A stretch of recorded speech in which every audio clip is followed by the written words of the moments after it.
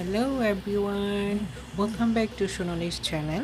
আজকে আমি একটা রেসিপি নিয়ে এসেছি, আর সেটা হচ্ছে ব্রোকলি এবং স্কুইড কীভাবে তাইওয়ানের স্টাইলে রান্না করে আমি সেটাই আজকে রান্না করব।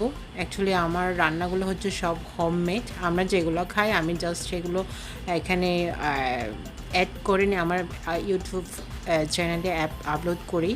সো আপনাদের যদি ভালো লাগে আমার চ্যানেলটা প্লিজ একটু সাবস্ক্রাইব করে দিন, কমেন্ট করিয়েন, লাইক করিয়েন। আপনাদের কমেন্ট যদি ভালো হয় ভালো কমেন্ট করেন, খারাপ হলেও কমেন্ট করেন। আপনাদের ভালো কমেন্ট, ভালো বা খারাপ খারাপ কমেন্ট থেকে আমি কিছু শিখতে পারবো, সেই জন্য প্লিজ এক নজরে আমার রেসিপিগুলো একটু দেখে নিন।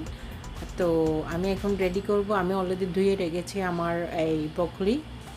অ্যাকচুয়ালি এখানে খুব অ্যাভেলেবল এগুলো, গ্রিন কালারের যেটা, হ্যাঁ, ব্রোকলি আর স্কুইড, এগুলো হচ্ছে সাগরের মাছ। তো এখন আমি একটা পাত্রের মধ্যে এই পানির রেডি করে রেখেছি।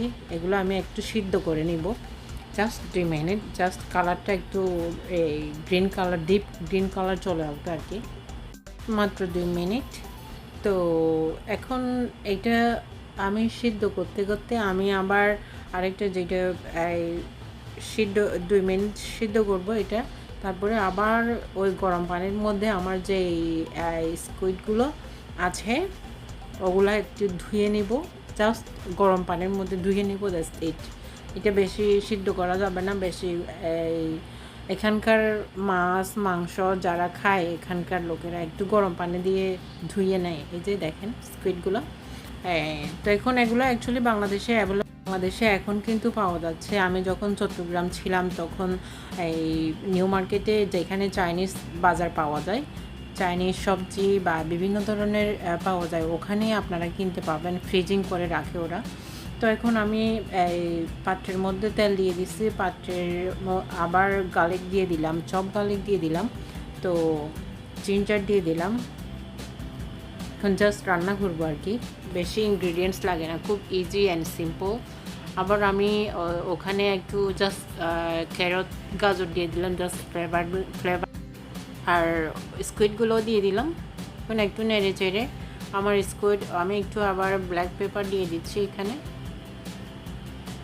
যাদের পছন্দ না তারা না দিলেও চলবে, এগুলো আমার ব্ল্যাক পেপার খুব পছন্দ, তাই আমি ব্ল্যাক পেপার দিয়ে দিচ্ছি। তো একটু এটা নেড়ে চেড়ে আমি আবার আমার এই ব্রোকলিগুলো লাস্টে দিয়ে দিব, কারণ অ্যাকচুয়ালি এরা চাইনিজ, তাইওয়ানিজ বা এশিয়ান কান্ট্রির বা ফরেন কান্ট্রির মধ্যে যারা এইরকম সবজি খায় তারা বেশি সিদ্ধ করে না।